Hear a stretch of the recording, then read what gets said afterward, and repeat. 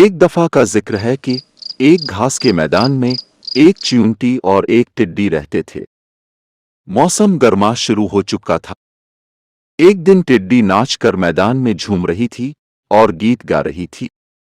इसी दौरान टिड्डी ने एक चींटी को देखा और उससे पूछा कि तुम ये क्या कर रही हो।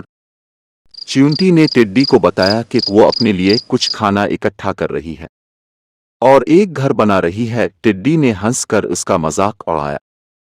टिड्डी ने चींटी से कहा कि ये तो गर्मी का मौसम है और ये लुत्फ उठाने का वक्त है, लेकिन चींटी ने इसे नजरअंदाज कर दिया और अपने काम को जारी रखा।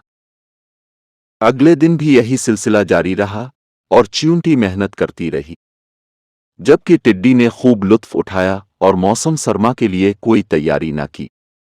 इसी तरह दिन और महीने गुजरते गए और सर्दियों की हवाएं चलने लगीं। चींटी और टिड्डी बर्फ और ठंडी आबो हवा की वजह से अपने घरों से बाहर नहीं निकल सकती थी। दरख्त बर्फ से भर गए और नदियों का पानी भी बर्फ हो गया था। ऐसे हालात में खाना तलाश करना बहुत मुश्किल था।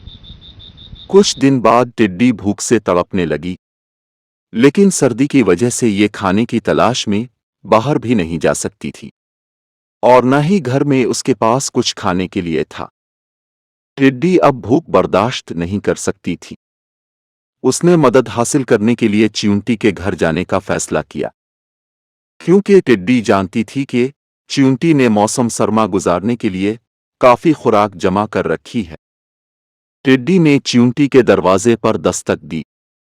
चींटी ने जब दरवाजा खोला तो वो टिड्डी को देखकर हैरान रह गई। चींटी ने इसे खुश आमदीद कहा, मुझे बहुत भूख लग रही है, बरा करम मुझे कुछ खाना दे दो।